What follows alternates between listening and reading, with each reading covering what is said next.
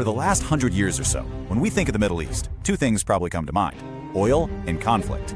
But what if I told you that a lot of these conflicts, they aren't some ancient, unavoidable thing, that in a way, they were actually designed? Well, let's dig in and uncover the story of a hidden map that ended up shaping a century of war. You know, it's the question that hangs over every single headline. Is it all about ancient hatreds? Is it about religion? Well, the real answer is actually a lot more surprising, and it takes us back about 100 years, to the exact moment the modern map of the region was first sketched out. So, to really get a grip on what's happening today, we've got to understand the sheer scale of what's happened in the... I mean, just look at this timeline. The first Arab-Israeli war back in '48. Then you've got these brutal civil wars in Lebanon and Syria, that devastating 8-year-long Iran-Iraq war, the invasion of Kuwait.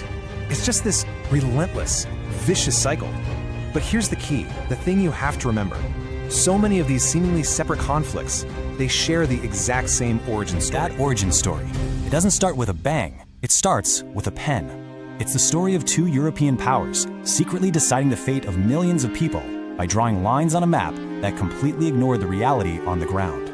It was called the Sykes-Picot Agreement. Right in the middle of World War I, Britain and France got together and secretly planned out how they were going to carve up the Ottoman Empire, which had ruled that whole area for centuries. Make no mistake, this was never about freeing people, it was all about colonial ambition. And this slide, wow, it really shows the clash at the heart of the whole plan. On one side, you have the goals of the colonial powers: get strategic control, get access to trade routes, and of course, get ready for the coming age of oil. And on the other side, the reality they just bulldozed right over. A complex tapestry of different ethnic groups, religious sects, and ancient tribes. A human map that was basically just erased. So what happens when you draw borders that just ignore reality? Well, you don't just create new countries, you actually manufacture conflict. And the creation of modern Iraq is the perfect, tragic example of this.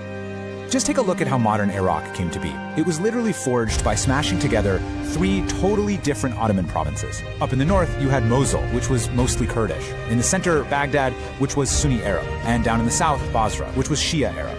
Suddenly, these groups, who often had very different histories and identities, were forced into a single country.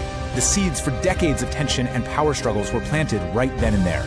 And Iraq this was the playbook for the whole region. The Kurds, a nation of 30 million people, found themselves split across 4 new countries, a minority in every one. Kuwait was carved out of territory that Iraq had always considered its own.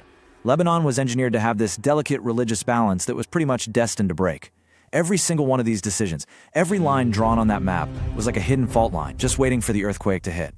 And just as these fragile new states were trying to figure out how to exist, a discovery was made that would pour gasoline on the fire. And that discovery was oil. 50%. That is a staggering number. Let it sink in.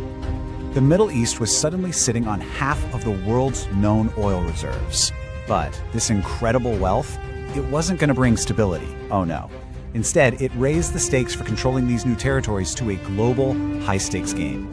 And here's the twist that just makes the oil wasn't found in the heartlands of the new ruling powers. No, it was often found in the lands of the minority groups who'd been shoved into these new countries against their will. You know, the Kurds in Iraq, the Shia in Saudi Arabia. So this meant controlling these groups wasn't just about political power anymore.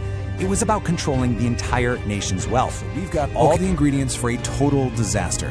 Artificial borders, deep internal divisions, and an unbelievable amount of resource wealth. Now let's see how those quiet lines drawn on a map became the bloody battle lines of the 20th century. The connection is just shockingly direct. You can literally draw a straight line from one event to the next. That promise made in the Balfour Declaration, it leads directly to the 1948 war. The forced creation of Iraq, it ends up fueling the Iran-Iraq war. And that line that chopped Kuwait off from Iraq, it is the direct cause of the 1990 invasion. Whoa, just perfectly captures the stakes, right? When Saddam Hussein took Kuwait, it wasn't just about grabbing land, it was about the oil.